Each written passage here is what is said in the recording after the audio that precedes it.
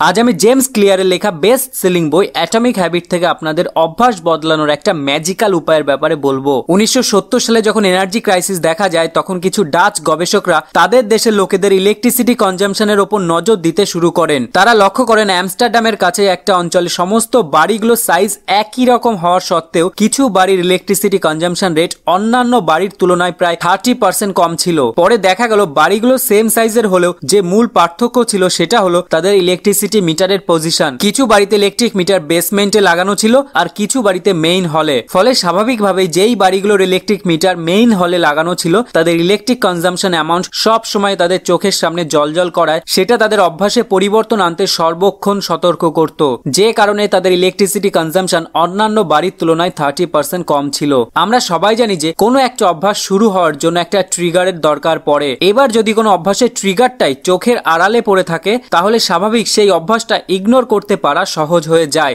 যদি গিটার আলমারির ভেতরে তুলে রাখা থাকে তাহলে স্বাভাবিক সেটা রোজ প্র্যাকটিস করা নাও হতে পারে, বা যদি ওষুধগুলো ঘরের কোনায় রাখা কোনো টেবিলের ড্রয়ারে লুকিয়ে রাখা হয় তাহলে রেগুলার সেগুলো খেতে ভুল হয়ে যাওয়াটা স্বাভাবিক। অন্যদিকে যদি কোনো হ্যাবিটের ট্রিগারটা চোখের সামনে জ্বলজ্বল করে তাহলে সেটাকে ইগনোর করতে পারা কঠিন হয়ে পড়ে। ফর এক্সাম্পল 1990 সালে আমস্টারডাম শহরে একটা এয়ারপোর্টের ক্লিনিং স্টাফরা বুদ্ধি করে প্রতিটা ইউরিনালের ঠিক মাঝখানে একটা করে মাছির স্টিকার লাগিয়ে রাখে। আর তুমি তো জানোই মেন উইল বি মেন, তারা টয়লেট করার সময় সেই মাছিটাকে সত্যি ভেবে সেটাকে এইম করতে লেগে পড়ে, যার ফলে ইউরিনালের আশেপাশে ছড়িয়ে পড়ার পরিমাণ আশ্চর্যজনকভাবে কমে যায়। এবং হিসাব করে দেখা যায় এই স্টিকারের বুদ্ধির ফলে তাদের বাথরুম ক্লিনিং কস্ট বছরে 8% পর্যন্ত কমে যায়। আচ্ছা, আপনিও কি বাজার থেকে আপেল কিনে এনে সেগুলো ফ্রিজের একদম নিচের বাকেটে রেখে বেমালুম ভুলে যান? তাহলে একটা এক্সপেরিমেন্ট করে দেখুন। এবার থেকে আপেলগুলো ফ্রিজে না ঢুকিয়ে রেখে আপনার ডাইনিং টেবিলের উপর একটা সুন্দর কাচের বাটির মধ্যে সাজিয়ে রাখুন, যাতে চলতে ফিরতে সে আপেল ভর্তি বাটিটা আপনার চোখে পড়ে।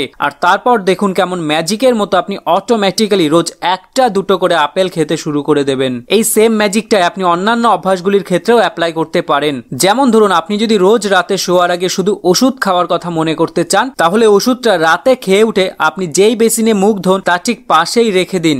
যদি আপনি রোজ গিটার প্র্যাকটিস করতে চান তাহলে গিটারটা একটা স্ট্যান্ডে দাঁড় করিয়ে হল ঘরের ঠিক মাঝখানে বা চোখের সামনে কোথাও একটা দাঁড় করিয়ে রাখুন। যদি আপনি প্রতিদিন জল পান করার পরিমাণ বাড়াতে চান তাহলে সারা বাড়িতে বিভিন্ন জায়গায় জলের বোতলে জল ভরে রেখে দিন। আইডিয়াটা হলো কোনো অভ্যাসকে যদি আপনি আপনার জীবনে বড় একটা অংশ করে তুলতে চান তাহলে সেটা ট্রিগারকে আপনার পরিবেশে একটা বড় জায়গা করে দিন। আর মনে রাখবেন, কোনো অভ্যাসের যত বেশি ট্রিগার আপনার পরিবেশে থাকবে সেটাকে ইগনোর করা আপনার পক্ষে ততটাই কঠিন হবে। যেমন যাদের স্মোকিং করার অভ্যাস থাকে তারা সেই অভ্যাসটাকে কিছুতেই ইগনোর করতে পারে না, তার কারণ তাদের ওই অভ্যাসের মাল্টিপল ট্রিগার থাকে।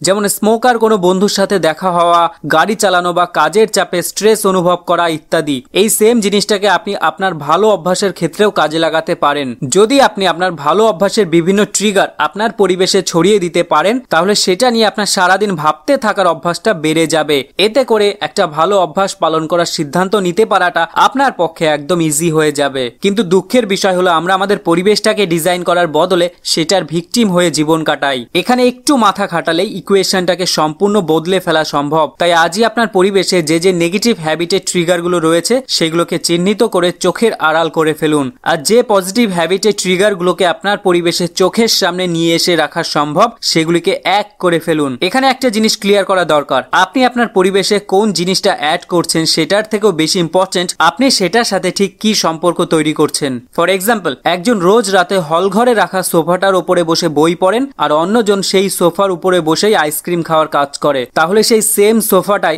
একজনের জন্য পজিটিভ ট্রিগারের কাজ করে আর একজনের জন্য নেগেটিভ ট্রিগারের। তাই জিনিসটা ইম্পর্টেন্ট না, বরং ইম্পর্টেন্ট হলো সেটার সঙ্গে আপনার কি রিলেশন তৈরি হয়েছে। এই কারণে প্রতিটা অভ্যাসের জন্য একটা নির্দিষ্ট সময় এবং একটা নির্দিষ্ট জায়গা স্থির করা থাকলে সেটা ট্রিগার হওয়া অনেক বেশি ইজি হয়ে যায়। আর নতুন কোনো অভ্যাস গড়ে তোলার জন্য নতুন একটা জায়গা বা পরিবেশ তৈরি করতে পারলে সেই কাজটা অনেক বেশি সহজ হয়ে যায়। যেমন যদি আপনি এতদিন হল ঘরে বসে রোজ সন্ধ্যায় ভিডিও গেম খেলেন তাহলে সেই হল ঘরে বসে রোজ সন্ধ্যায় নতুন করে পড়াশোনা করার অভ্যাসটা গড়ে তোলা কঠিন হয়ে পড়বে কম্পেয়ার টু যদি আপনি একটা নতুন ঘরে বসে পড়াশোনা করার অভ্যাসটা গড়ে তোলেন। আর এইটাই হলো কোনো অভ্যাস বদলানোর ম্যাজিক্যাল উপায়।